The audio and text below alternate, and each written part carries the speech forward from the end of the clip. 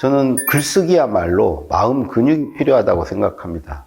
우선 우리 뇌가 이제 글쓰기는 걸 좋아하지 않고요. 자기 안에 있는 걸 내놓는 것을 한편으로는 부끄러워하고 또 한편으로는 눈치를 또 봅니다. 글의 수준으로 그 사람을 또 이렇게 평가하는 경향들이 있기 때문에 그런 부담이 큰 거죠. 그래서 이제 글쓰기가 어려운 거죠. 그래서 일단은 마음 자세, 마음 근육부터 좀 단단하게 키워야 된다. 쉽게 얘기해서 저는 자존감이라고 생각합니다. 자기 존중감, 자아 효능감, 회복 탄력성 이런 것들이 이렇게 모아져서 이제 자존감이 되지 않나. 자존감이 높은 사람은 자기 안에 가지고 있는 쓸거리에 대해서 쓸만한 가치가 있고 의미가 있다라고 생각을 하고 그거를 표현하는 데 있어서 이렇게 주저하지 않습니다. 근데 그에 반해서 자존감이 낮으면 자기가 갖고 있는 것의 가치에 대해서 과소평가하는 거죠. 이게 과연 쓸거리가 될까? 그러다 보니까 솔직하게 드러내지 못하고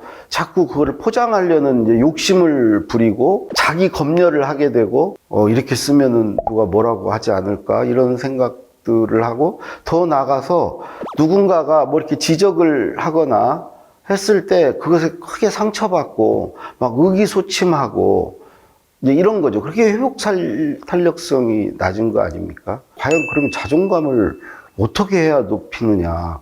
저는 크게 세 가지 얘기합니다. 첫 번째는 일단 쓰라는 거죠. 막상 쓰기 시작하면은 그 전보다는 자신감이 훅 올라옵니다. 쓰기 전에 그냥 책상에 딱 앉으면 그 이전과 그 이후는 굉장히 달라집니다. 두 번째는 자주 쓰는 겁니다. 이게 글쓰기가 어려운 이유는 낯설어서 그래요. 자주 안 해봐서, 익숙하지 않아서 자주 쓰면 익숙해집니다. 익숙해지면은 두렵지 않죠. 세 번째는 꼭 마침표를 한번 찍어봐라. 그 끝까지 썼을 때 어떤 느끼는 성취감 같은 게 있거든요. 그래서 저는 짧은 글들을 많이 쓰는 편이거든요.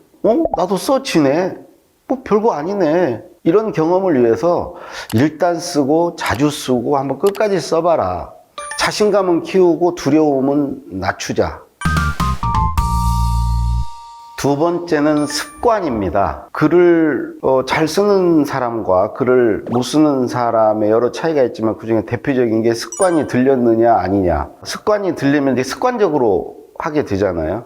저항이 훨씬 덜 하다는 거죠. 저항이 덜 하니까 에너지도 덜 쓰고 두려움도 이제 없는 상태에서 쓰니까 더 잘할 수 있다는 거죠. 습관을 그럼 어떻게 들릴 수 있는가? 글을 쓰기 전에 뭔가를 하는 거죠. 루틴이라고 해봅시다. 루틴. 그 루틴을 행사한 다음에 글을 쓰는 거죠. 루틴이 하나인 것보다는 두세 개면 더 좋아요. 한때 저의 루틴은 산책을 하고요. 그 다음에 아메리카노 커피를 마시고요. 그 다음에 글을 썼습니다. 이걸 반복적으로 계속 하는 거죠.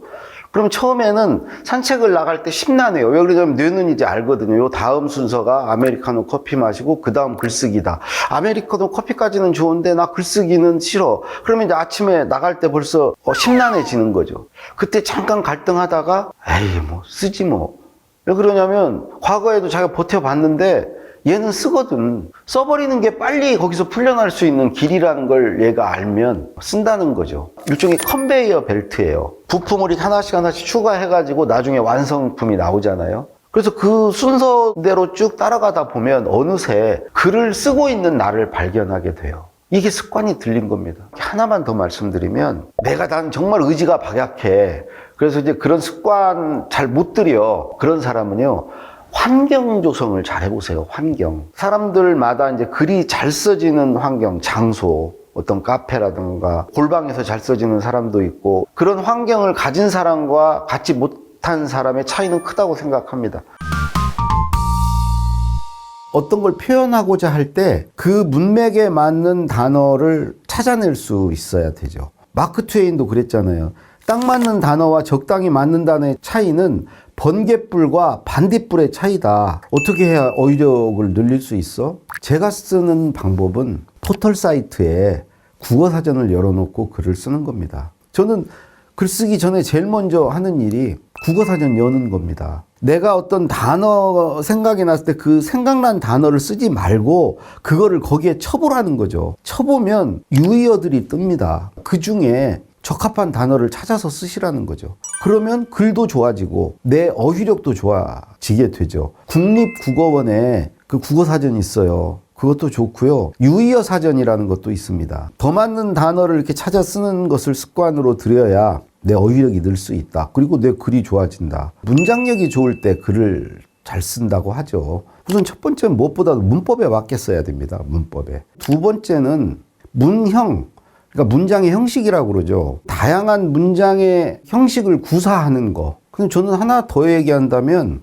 수사법을 얼마나 잘 구사할 수 있는가. 그러니까 문장력을 그럼 어떻게 기를 건가. 역시 저는 온라인 국어사전입니다.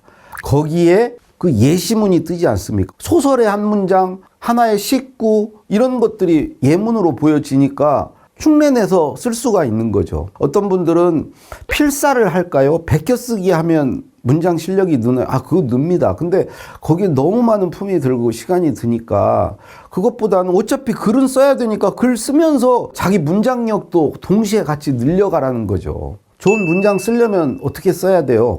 저는 첫 번째, 문장의 길이를 좀 짧게 쓰셔라. 단문으로 쓰셔라. 짧게 쓰면 좋은 장점은 일단 비문이 나올 확률을 줄입니다. 비문. 두 번째, 저는 군더더기를 최대한 뺍니다. 그 이제 대표적인 게 뭐 정도부사죠. 매우, 대단히, 굉장히, 진짜. 그다음에 접속부사. 그리고, 그리하여, 그러므로, 그런데, 하지만 뭐 이런 거 불필요한 거 뺍니다.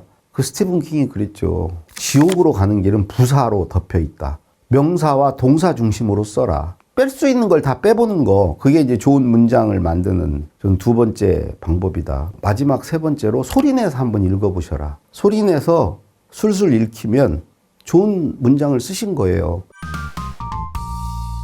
글을 이제 구성한다는 건 개요를 짜는 거 아니겠습니까? 하나의 글을 쓸 때 소제목을 잡을 수 있으면 개요를 짤 수 있고 구성을 할 수 있다는 거잖아요. 소제목에 뭐 이런 게 나오잖아요. 뭐 양극화, 현황, 저출산의 문제점. 그 소제목들의 맨 끝 단어. 양극화의 현황하면 현황, 저출산의 문제점은 문제점. 그 앞에는 주제에 관한 것이고 뒤가 내용에 관한 것이죠. 이런 단어를 제가 75개를 모았어요. 75개. 그 중에 뽑아서 그걸 조합해서 개요를 짰어요. 그런 과정을 통해서 구성력을 키웠다 하는 게 하나 있고, 저는 한 10년 넘게 이제 연설문을 썼습니다. 모든 글은 기본 틀이 있다는 거를 제가 알게 됐어요. 칼럼 같은 경우는 현상을 얘기하고 이런 현상이 왜 일어나는지 분석하고 분석한 결과로 문제점을 도출하고 그 다음에 해법을 제시하는 틀이 있죠. 그 틀을 발견하는 거,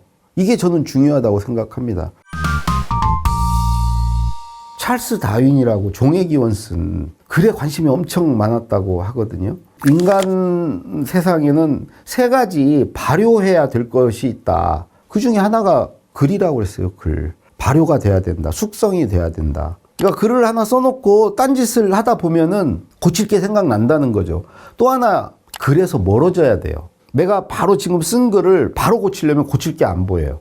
그러다가 다시 보면은 이게 이제 낯설어지죠. 이 글을 쓴 필자에서 독자로 변신하는 시간이 필요한 거죠. 필자의 열정, 그것보다는 독자의 냉정함, 이걸로 다시 글을 봐야 되는 거죠. 그러면 어떻게 고칠 거냐. 두 가지만 있으면 잘 고칠 수 있습니다. 하나는 뭘 고쳐야 되는지를 알아야 돼요. 글을 뭘 주목해 봐야 되는지. 다른 하나는 어떻게 쓰면 안 되는지를 알아야 돼요. 포털 사이트 가셔서 글쓰기 뭐 이렇게 치면은 글 쓰고 나면 이런 거 챙겨보세요. 또 이렇게 쓰면 안 돼요 하는 항목들이 있으니까요. 체크리스트 하나 만드시고 오답 노트도 하나 만드세요. 이거 두 가지 있으면 글 잘 고칠 수 있습니다. 글쓰기의 기초편으로 모두 6가지를 말씀드렸습니다. 첫째 시간은 여기서 마치도록 하겠습니다. 고맙습니다.